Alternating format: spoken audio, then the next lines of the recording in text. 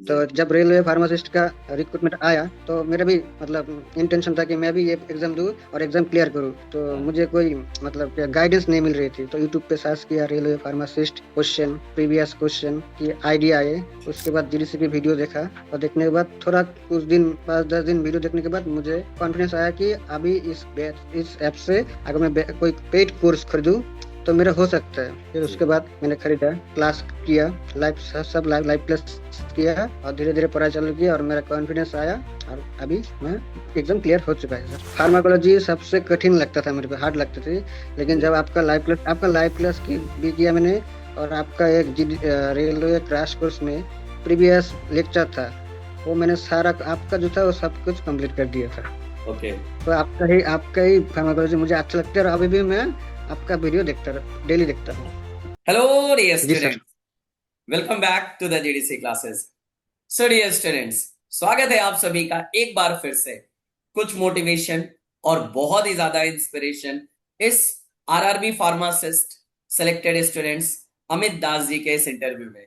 तो अमित जी, सबसे पहले आपको हमारे पूरे जीडीसी टीम की तरफ से बहुत बहुत शुभकामनाएं और स्वागत है आपका इस लाइव प्लेटफॉर्म पे। Thank you sir. Okay. So Amit ji, finally you are जी selected sir. as a RRB pharmacist in Siliguri zone. कैसा जी लगा सर। रिजल्ट देखने के बाद? सर बहुत ही खुशी हुई, क्योंकि मैंने सिर्फ 2 ही एग्जाम दिए थे। हाँ। फार्मेसी, डिप्लोमा फार्मेसी पास करने के बाद। हाँ। और पहला मैं एम्स प्री 2024 दिया था, उसमें हाँ। फेल हो गया। और इस हाँ। बार आरआरबी फार्मासिस्ट दिया, उसमें मेरा रिजल्ट क्लियर हो गया।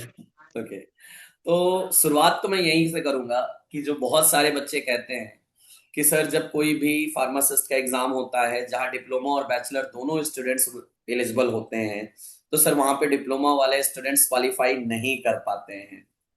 क्या आपको ये वाकई लगता है ऐसा कुछ है? नहीं सर जी, ये बिल्कुल गलत बात है ये। हाँ। सर मेरे एक्सपीरियंस से ये, क्योंकि मैं 2017-19 का बैच का डिप्लोमा पास आउट हूँ। 2019 में डिप्लोमा पास किया, उसके बाद 5 साल 2019 टू 2024 मैंने कोई भी फार्मेसी का पढ़ाई नहीं किया, हाँ। क्योंकि मुझे पता नहीं था कैसे पढ़ाई करना है। क्योंकि बुक से ये फार्माकोलॉजी फार्मास्यूटिक्स से तैयारी नहीं थी। जी सर। उसके बाद जब रेलवे 2024 में, जब रेलवे का जब फॉर्म आया था, उसके बाद मैंने यूट्यूब पे सर्च किया था कि कहाँ से पढ़ाई करे, कैसे करे। सिर्फ जीडीसी का यूट्यूब वीडियो पहले यूट्यूब वीडियो देखता था। उसके बाद जब पढ़ाई चालू किया तब मेरा कॉन्फिडेंस आ गया कि डिप्लोमा कैंडिडेट भी मतलब कर सकते हैं और एग्जाम बिल्कुल कर एग्जाम सकते हैं। क्लियर कर सकते हैं, कॉन्फिडेंस आ गया, कर सकता है। मैं हमेशा इस बात को बिल्कुल। बच्चों को कहता हूँ कि बेटा, फर्क नहीं पड़ता है कि आपने डिप्लोमा किया है या बैचलर किया, फर्क इससे पड़ता है कि अभी आप कैसी तैयारी कर रहे हैं। आपने कॉलेज में कितना पढ़ा उससे फर्क नहीं पड़ता है, लेकिन जब आप जी एग्जाम सर। की तैयारी कर रहे हैं तब आप कैसे कर रहे हैं। तो अमित जी, आप जेडीसी के साथ कैसे जुड़े और कैसी आपकी तैयारी चली?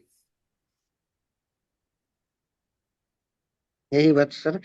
जब 5 साल कोई भी पढ़ाई नहीं करने के बाद मेरा कॉन्फिडेंस पूरा डाउन था, ठीक है सर।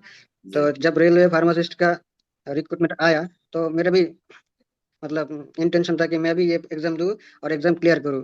तो हाँ। मुझे कोई मतलब गाइडेंस नहीं मिल रही थी, तो यूट्यूब पे सर्च किया railway pharmacist question, previous question की आइडिया आए।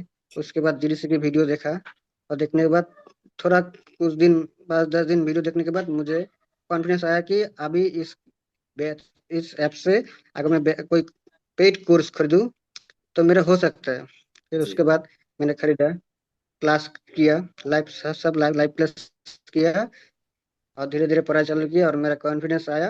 और अभी मैं एकदम क्लियर हो चुका है सर। ओके।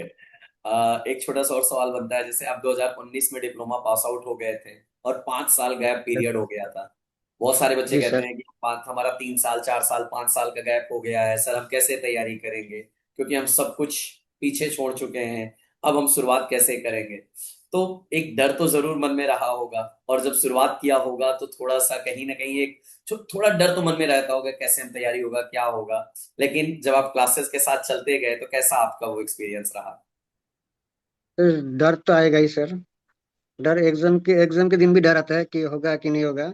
लेकिन जो तो मेहनत अगर अच्छे से करेंगे तो इसका हाँ, रिजल्ट आएगा ही, कुछ एक दिन आएगा, कुछ किसी ना किसी एग्जाम क्लियर हो ही जाएगा। बिल्कुल।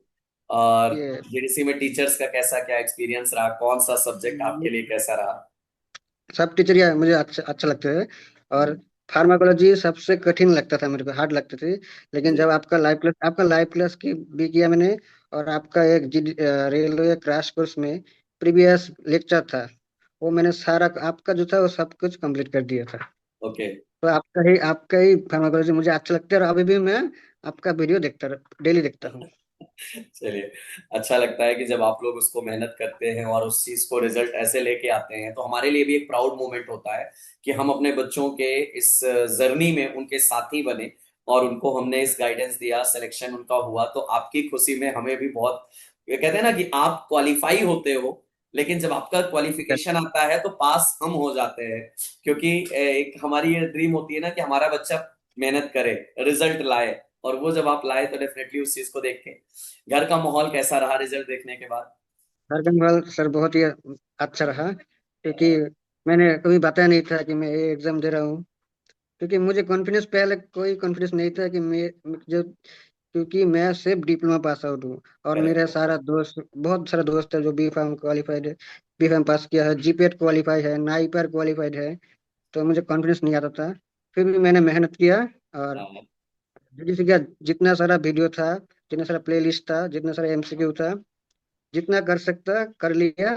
उसके बाद तो रिजल्ट अब पहुंच चुका है। और सिलेक्शन ले लिया, है ना। क्योंकि सिलेक्शन देखो, ले लिया। फर्क इससे नहीं और पड़ता है, मैं बार बार कहूंगा, फर्क इससे नहीं पड़ता है कि आप डिप्लोमा हो, बैचलर हो, आप कितना पढ़े हो, इससे फर्क नहीं पड़ता है। फर्क इससे पड़ता है कि जब आप पढ़ रहे हो उस समय फिर सब कुछ भूल जाइए। उस समय अपने गोल को फिक्स करिए कि नहीं, मुझे ये सिलेक्शन चाहिए। आपने भी जी वही सर। फार्मा पढ़ा है, उन्होंने भी वही फार्मा पढ़ा है, बस हाँ, थोड़ा सा हमें यहाँ पे एक स्पेशलाइज्ड होना पड़ेगा, स्पेसिफिक होना पड़ेगा, और शायद तब हमें वो सिलेक्शन देखने को मिलेगा। और वही चीज आपके साथ साथ यहाँ भी देखने को मिली, तो डेफिनेटली एक अच्छा फील आया जी होगा। सर। जी सर, बहुत ही अच्छा फील आया होगा, आया है। करेक्ट है। अच्छा, बुक्स आपने क्योंकि कौन कौन सी इस जर्नी में यूज किया अमित जी। मैंने जो कुछ पढ़ाई किया सब जीडीसी की है, ठीक है। मैंने आरआरबी क्रैश कोर्स, आरआरबी जो जीडीसी का जूम बेस्ड पहले परचेस किया।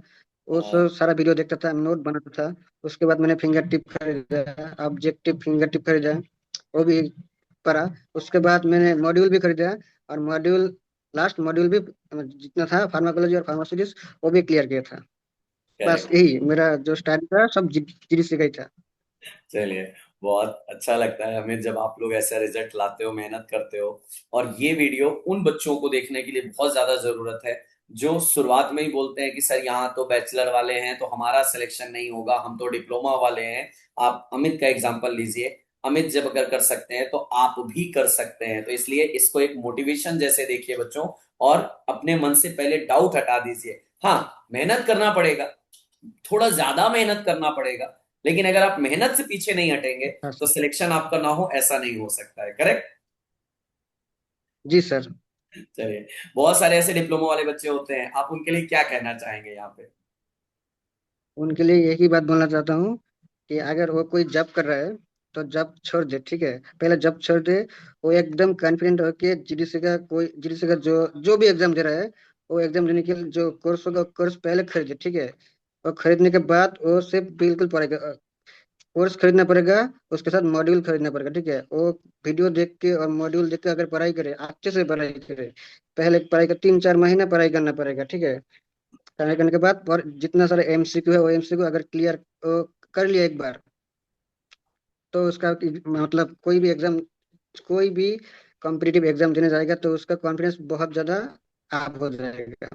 और सिलेक्शन मिलेगा ही मिलेगा। वही मैं बोलना चाहता हूँ। करेक्ट है। सिलेक्शन सिलेक्शन मिल जाएगा सर, ठीक। नहीं, मेहनत करेंगे तो क्यों नहीं मिलेगा, मेहनत करना पड़ेगा। बाकियों से बढ़ के करना पड़ेगा। किसी न किसी ठीक है, एग्जाम, अभी देखिए आने वाला किसी न एम्स का किसी एग्जाम है, एग्जाम उसके क्लियर। बाद आने वाले आरआरबी का एग्जाम है। अभी उन बच्चों के लिए ये बहुत जी ज्यादा सर। एक मैसेज हो सकता है कि अगर आप मेहनत कर रहे हैं तो सोचिए नहीं कि टाइम कितना है, बस जितना है उसको फोकस करिए। और जेडीसी में हम एक ही चीज करते हैं कि बच्चों को हम इसी कॉन्फिडेंस को सीखना सिखाते हैं। जिस दिन आपने कॉन्फिडेंस सीख लिया ना कि हाँ हमने पढ़ा और उससे हमें क्वेश्चन बनने लगे हैं ना, उस दिन आपका सिलेक्शन तय है, इसमें कोई डाउट नहीं है। और आप जी सर। उठा के देख लीजिए, अगर मैं बात करूं 247 पोस्ट है, आपको 40% स्टूडेंट्स आपको डिलीशन देखने को मिलेंगे सिलेक्शन में, और उन्होंने सब सेम चीज करके ही दिखाया है। तो इसलिए कॉन्फिडेंस और जी मोटिवेशन सर। सबसे ज्यादा जरूरी है, लेकिन उससे कहीं ज्यादा आपका हार्डवर्क और डेडिकेशन जरूरी हुआ है। ओके।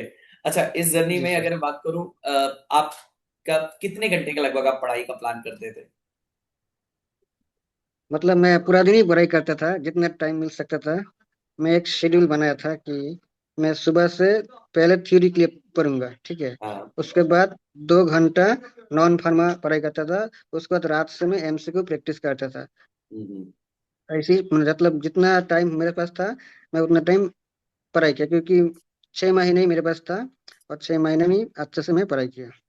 करेक्ट है। चलिए, बहुत अच्छा लगा अमित जी आपके इस जर्नी के बारे में सुन के। और हम आपको अपने पूरे टीम की तरफ से आपके भविष्य के लिए बहुत सारे उज्जवल भविष्य की शुभकामनाएं देते हैं।